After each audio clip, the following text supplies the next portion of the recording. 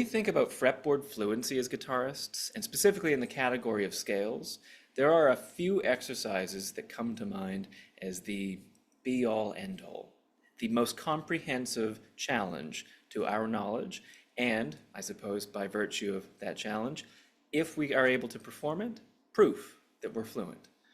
And one such exercise is presented here in this masterclass that follows. We're tasked with playing one kind of scale, let's say for now a major scale, but the same would apply to modes and anything else, in all 12 keys, and with this important constraint. Can you demonstrate all 12 keys in one narrow patch of the fretboard, just a limited bit of real estate? Imagine, for example, playing the keys of C major, F major, B flat major, E flat major, A flat major, and so on, but all between the 7th and 10th fret of the guitar. If you're able to do that, it necessarily means you know all of your scale shapes, which is a huge compliment to you and your toolbox as a guitarist. Now, Michael Wynar, the great session player from San Francisco, in this masterclass will show you how to exercise your scales in this way. There are a ton of supporting materials. Those are linked below in a Google Drive. Please download those. You'll find PDFs with fretboard diagrams. You'll find backing tracks and plenty more. And Michael's going to systematically take you through how to think through this exercise like a professional. If you enjoy this content, if you enjoy this class, we encourage you to subscribe. You can do that, of course, below as well. We have more classes like this one coming. And in the interim, I'll just say good luck and enjoy the class.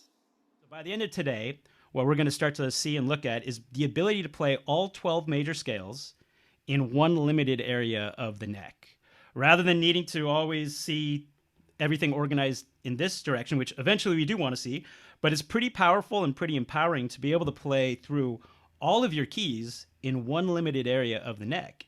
And what this will allow for you to do is to not always be root-based. I don't know how you guys have felt as you've learned your scales through the years, but I know for me, coming from a rock background originally, I would look for the root of every key, and then I would look for the next root. And so it was very choppy. I would go from one position, and then I would jump down here and play another position.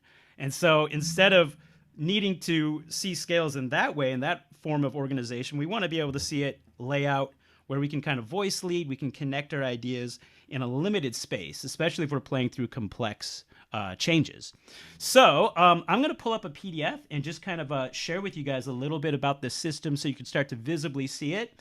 And then we're going to dig pretty deep into this system. So what you're seeing is all 12 keys in one limited area of the fretboard. And you can see that we're not always starting on the root. So in the case of C major, we have no sharps, no flats. My root is actually right there on the 3rd fret on the 5th string. So I'm actually starting on the G. So for all you folks that are, thinking about modes, this would be the 5th mode, right? So Mixolydian mode is what we're looking at here for this C major. And then as I go on, and I'm going through the circle of fourths here, so I'm going up in fourths, so key of C, then up a fourth to the key of F. I'm now still starting on my G note, but this would now become my Dorian mode, right? So from my C major scale, all I have to be aware of, here's the beautiful thing about this system that helped me so much through the years, is I can now start to think about relationships between my keys rather than just trying to jump and find that root. So I can see now that there's a lot of common notes between these two keys. C major and F major almost contain all of the same notes except for that B flat, right? So as we go through these fourths, we can start to kind of see the relationships, how they're similar, how they're different. Obviously, as we get further through the circle of fourths, these keys are going to become, less alike and have more differences. So now, if I was, in a situation where I was playing in the key of C major and I needed to adapt to get to the key of F major, I don't have to jump for that root. I can actually start to think about common notes that are common to both keys, which is really powerful when you're playing through complex changes and in complex musical situations. So if I were to just play C major, and if I was to play F major, very close to being similar, just that B flat I got to be aware of. So I highly recommend when you practice your scales, whether it's this system or any scale system, I would really recommend going slowly and thinking of the note name or even saying the note name out loud. That way, you bring more awareness to what you're playing rather than just thinking of the shapes. Shapes are beautiful. We're guitar players. We all love shapes. They're great. But it's really powerful to be able to be aware of every note you're playing and how that note might even function over a given chord, right? Like, are we playing the fifth of the chord? Are we playing the sixth of the chord? The ninth of the chord? Like, all those elements will pay off, I think, a lot. So as we go through these 12 scales, we're going to be able to see differences. So we could see from the key of F to the key of B flat. I now have to think about my key signature, so I have a B flat now and an E flat. So that's what I'm going to be aware of when I move to the key of B flat, is changing my E natural to E flat. And so, yeah, this is the system. You can see that you're really staying in one area. You can see we're really just in like the fourth fret, really the first fret up to the fifth fret or so. And that is going to enable you to play all 12 keys in one area. And so the way that I've kind of like created an analogy for this is I think of the guitar as like the ocean. So this entire neck to me is like the ocean. Each of these scales, or each of these 12 keys in the limited area, to me are like the tide pool. So you're going to see as we get into some other stuff today, I've used this analogy quite a bit with the tide pool concept. So for me, these 12 keys live in this little tide pool. So instead of thinking about the entire ocean, I'm going to limit myself to this little tide pool, and I'm going to be able to put all these 12 keys in that limited tide pool. Let me just kind of show you guys a way to kind of make this work, and how you can start to make it applicable and have some fun with it. So what I did here is I created a couple of backing tracks using the good old iReal Pro. If you guys don't have iReal Pro, highly recommend getting it. It's basically, it contains all of the standards, or a lot of the jazz standards that one would, typically gravitate to. But it's also got a feature where you can create a backing track. You could actually create, chord progressions and backing tracks to practice to. And so I have a backing track developed here with some of this stuff in mind. And so I'm going to pull the first track up.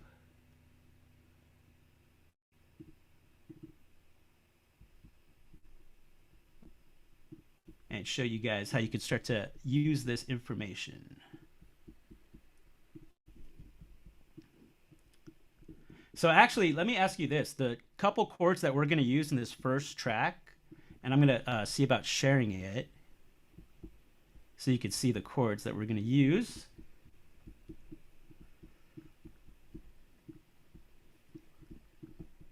And I'm going to need some of you theory pros out here to tell me, we've got these two chords. We've got C major 7 and we've got A flat major 7 sharp 11. That's going to be our first track we're going to use for this system here. Obviously the C major 7, that goes without saying, we're going to use a C major scale. What about anybody out there in this call? Can anyone tell me what would be a good scale option for this sharp 11, major 7 sharp 11? This is a familiar thought for you guys. Major 7 E sharp flat 11 chord. major. Sorry? E flat major. Yes, beautiful, beautiful. So the A flat major 7 sharp 11 chord is typically the 4 chord, and people will often call it the Lydian sound. So it's got that Lydian sound. So we're going to use E flat major. Exactly. So, maybe back in the day, if I was thinking about scales or soloing over that progression before this system came into my life, I would maybe think about C major being here. And I would think about needing to jump up to this E flat here.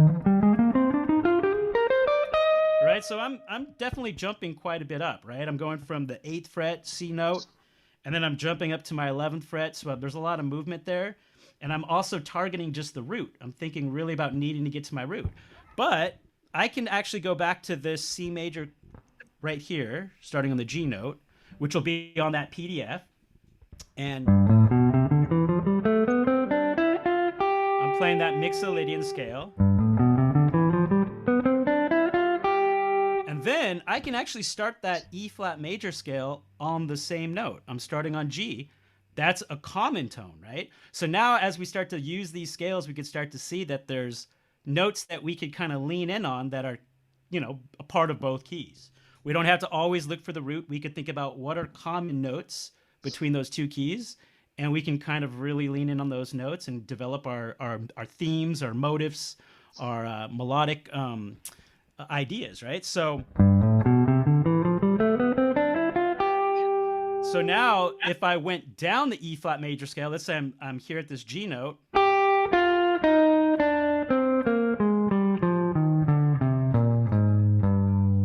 right? So all I did is I went down my E flat major scale after arriving here at the G note as the top of my C major.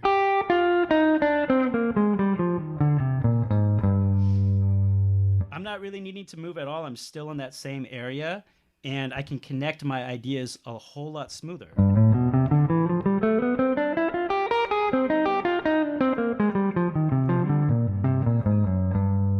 So let's try it against the backing track. I'm going to pull this backing track up, and you guys should be able to hear it once I put it on. I think it's all set up for it to be heard. Let's try it. Let me know if you guys can hear this when I press the play here. You guys hearing that? Yeah, cool. So here's our progression. We'll just kind of let it vibe for a minute here, just kind of hear it, feel it. So we got C major 7, 2 bars, A flat major 7, sharp 11 for 2 bars. I'm going to stay in that one position of those two scales I just played. And I'm going to just start playing the scales. So this is what I would recommend first and foremost is just play the scales, without trying to make music out of it right away. Just get your scales under your fingers, then try to make music out of it. So let's see what that's going to sound like if I just play the scales. Let's kick it off here.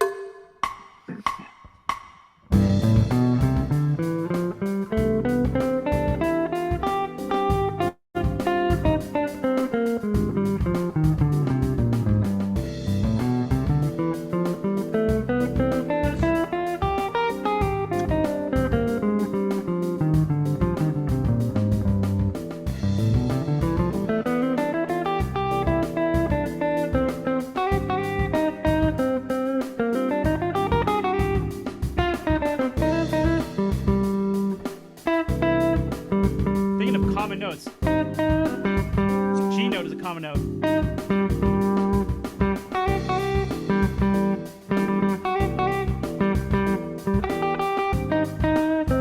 Really, that E flat is really one of the defining notes.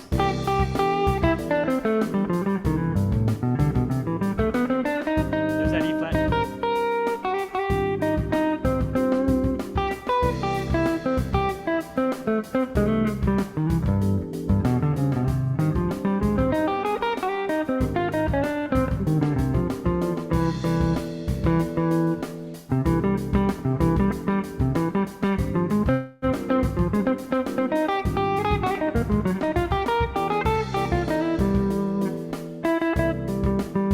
Here's just their scales.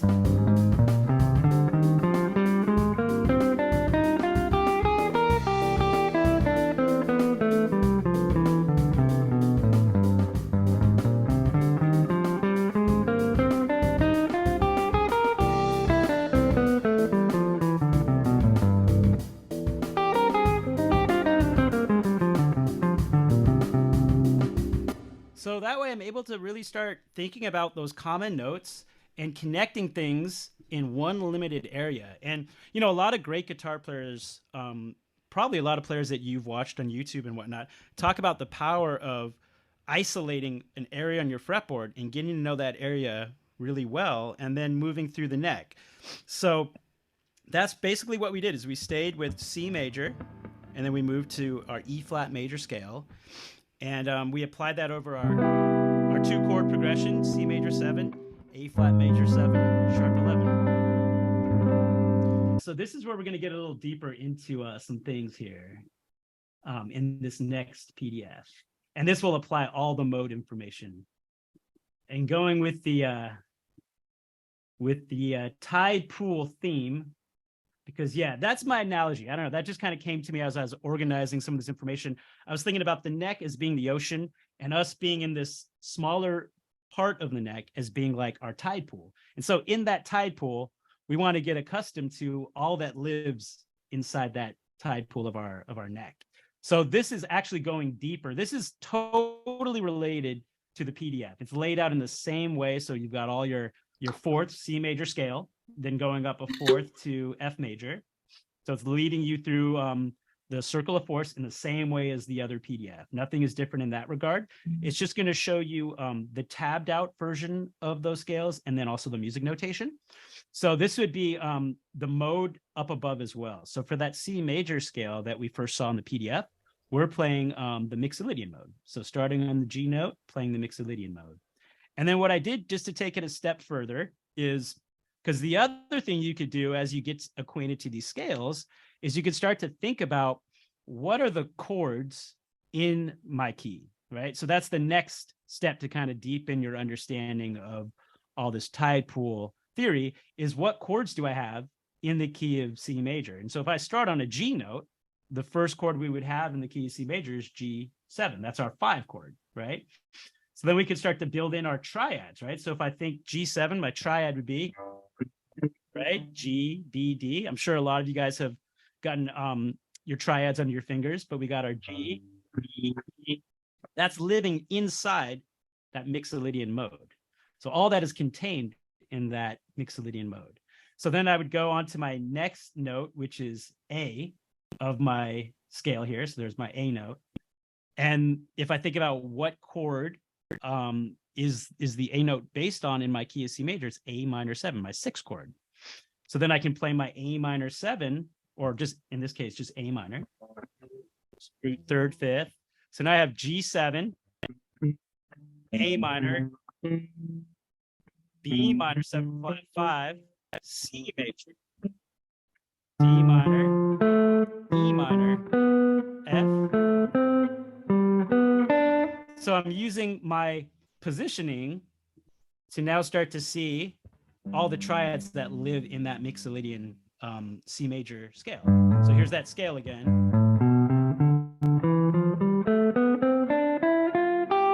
Now I'm playing the triads from that scale. So G7, then A minor 7, B minor 7, flat 5. Actually, in the PDF, I'm just doing triads. So I'm going to probably call them by sevenths just because we usually are interested in some of these extended harmonies. But I'm really just playing the root, 3rd, and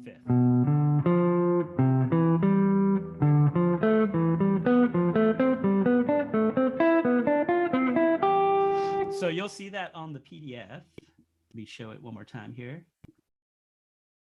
So yeah, so there's your G7, your A minor 7, all the diatonic chords of C major.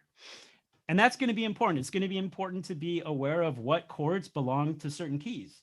That way, if you're, in a situation where you're playing over a given progression and you see a D minor to an E minor to an F major, there's something that's going to, there's a light that's going to go off. I'm in the key of C. I know what scales I can use. I know what devices I can use. I can use my arpeggios. I can use my triads. I can use my scales. Knowing your tools to work with based on your progression.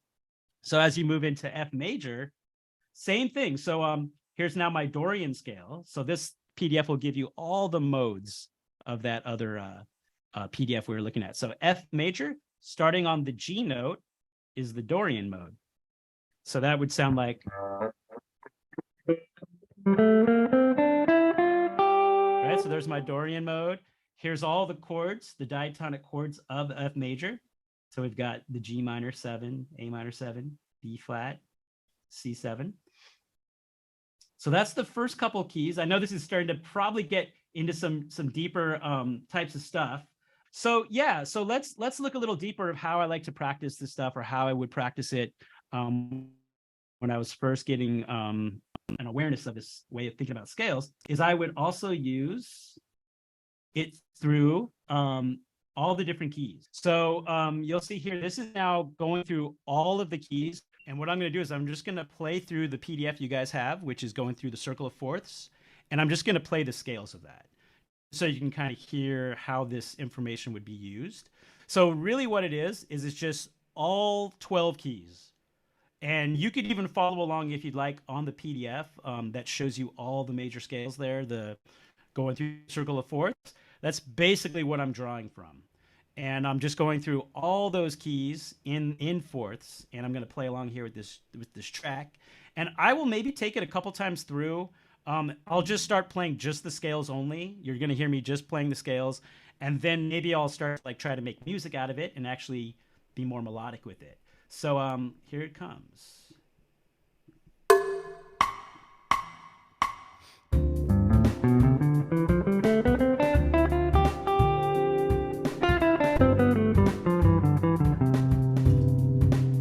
So that was the key of C, key of F.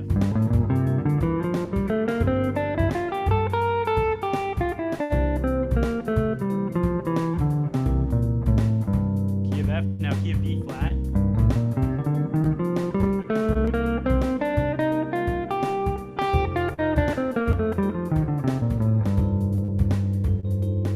Key of E flat.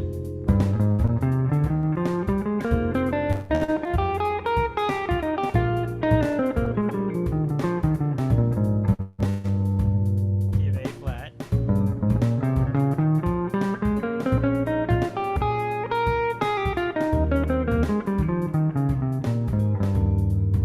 Key of D flat.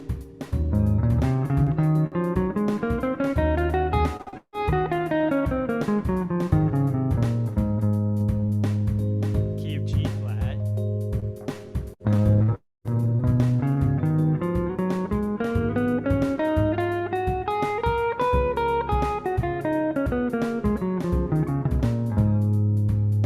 Key of B.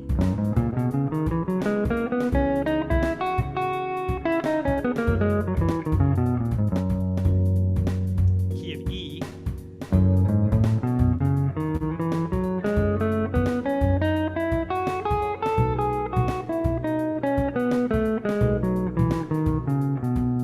Key of we're on to the key of A.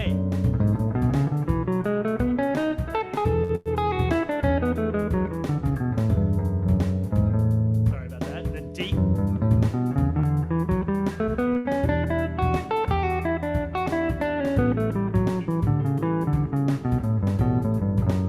Here's the key of G.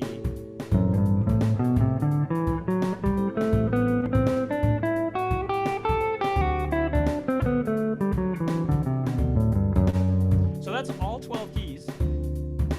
And I was in one position the whole time. So I played, exactly what you guys would see in that PDF. Just started here.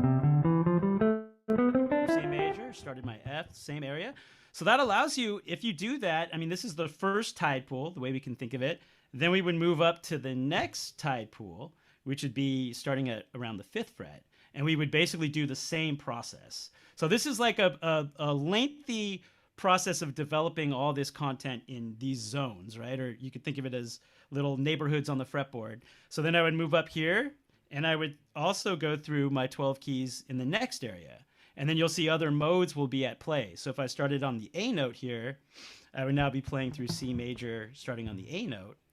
And then I could play through my F major also starting on the A note as well. So you'll start to see these other common notes in each zone. And then as you do that through the whole neck, then you get to a point where you just see all across the entire neck. So all of your 12 scales, all your 12 keys will start to really light up. And I used to study with a teacher. I don't know if you guys know the band Garage Mahal. Has anyone heard of the band Garage Mahal? Yeah, I see a few people nodding. I studied with a great guitar player. His name is Fareed Haq. He's the guitar player of that band. And this is what he would drill into us. He would actually have us, start in a given key. He called this perpetual motion. So we would have to start in maybe the key of C, and we would just play through the neck as many locations as we could in 8 notes.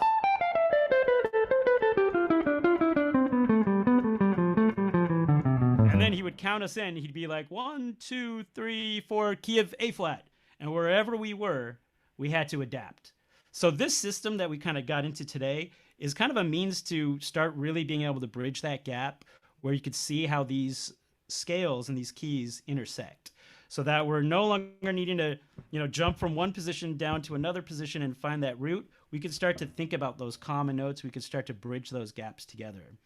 So the last track that I have, and this is going to be like the most challenging one. So the one that we just did was all through the circle of fourths. The next track, and I could tell you guys the chords. Unfortunately, again, I can't share it, but we'll be able to at least hear it, and I'll tell you the chords. And maybe what would be fun to do is I can ask you guys, based on the chords I'm going to put out right now or tell you about, maybe you could tell me what would be the modes or what would be the scales that would work well to play over these. So the first chord would be a C sharp minor 7 chord. Does anyone want to pipe into what a mode to play with that C sharp minor 7? And again, most of the time, I'll just give you a little hint. Most of the time, your minor 7 chords, often, I don't know why this is, but often we like the sound of the Dorian. The Dorian is usually the sound that we seem to love the most over minor chords. So that's sort of a hint. So if we have a C sharp minor 7 chord, what would be the major scale that we would maybe draw from? B major. What's its parent scale? B major. Sorry, one more time. Correct. So in this next play along, the first two chords, the first two bars are going to be C sharp minor 7. So that's 2 bars of B major 7. And then my next 2 chords are C major 7. So that's kind of an obvious one. We would use our C major 7 scale. In this case, with our PDF, the Mixolydian position, right? So if I showed you guys just that, right? If I had my C minor 7, C sharp minor 7, and I played my B major scale, you can hear it's got a really nice sound. Right? My next chord, and these are all very unrelated chords that we're about to check out, this is where you're making the plunge into these concepts, and this is where it really will pay off, when these chords are very unrelated, right? So C sharp minor 7, and then C major 7. But here's what's cool, that B major 7 scale that we just looked at, if I just shift that up, I can play the exact same shape for C major 7. So even though those chords are very unrelated, I'm using the same scale shape. There's that C sharp minor 7 and C major 7. Right? So we're still in that one area, and we're still able to start seeing some of these common tones or common ways to voice lead, right? The next chord I have, there's going to be an 8-bar vamp. Next chord's going to be an A major 7 sharp 11. Anybody? We talked about some major 7 sharp 11s earlier today. Anyone want to take a crack at what would be its parent mode? Like what would be the key that A major 7 sharp 11 comes from? E major. Anybody? E major. Yeah, E major, exactly. So in this case, on that PDF, we can use the Dorian mode. You'll see that Dorian mode for E major starts on F sharp. Right, so I'm starting on that F sharp. And I'm playing my E major scale, but it's the Dorian mode. Then the next chord in my progression is going to be F sharp minor 7.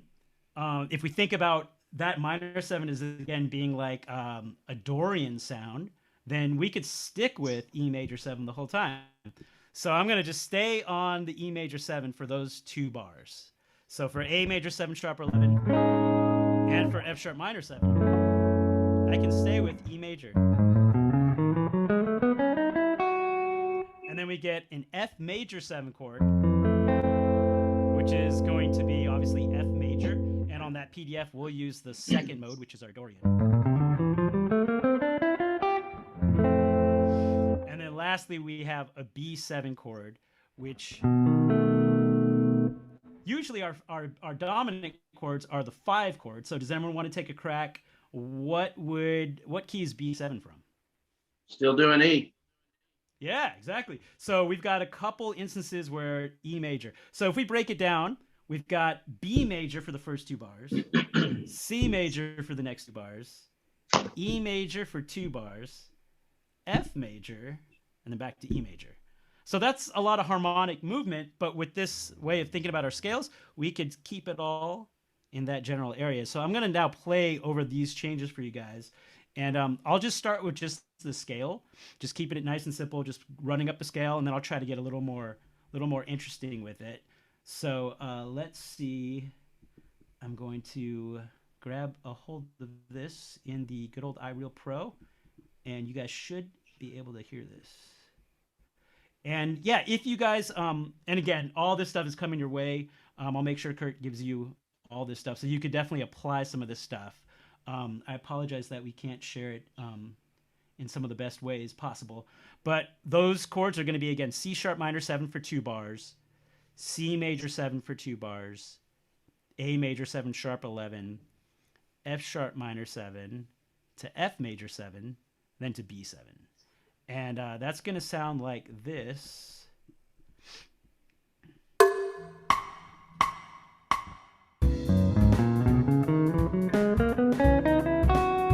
That's B major, C major, here comes E.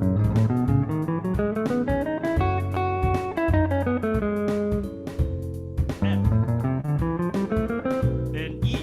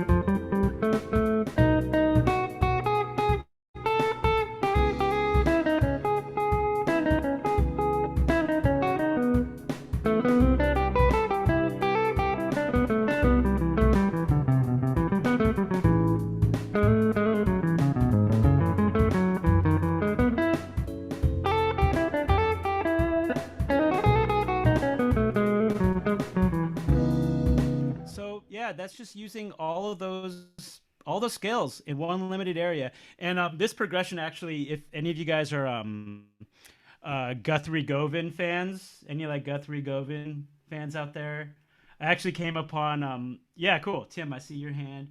I came upon one of his tracks on YouTube recently, and that was the progression that he was playing over, and of course he was just, you know, shredding it like insanity.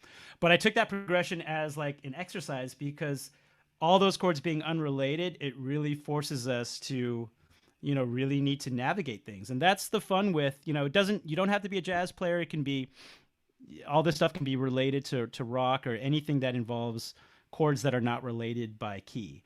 And I hope this will just give you like another perspective on seeing the fretboard and understanding scales and how to relate them. It's helped me so much. Like, it was such a tedious process, and I'm sure a lot of you guys might even be thinking like, oh my God, this is tedious. It kind of is, but I promise you, it will really help connect the dots with a lot of things, and it's helped me tremendously. So when Kurt first asked me to do a class, I was thinking, what are some of the things that really have transformed my playing the most? And this was definitely the first thing that exploded in my mind, as being like, wow, this was transformative. for me to get to know the fretboard in this way.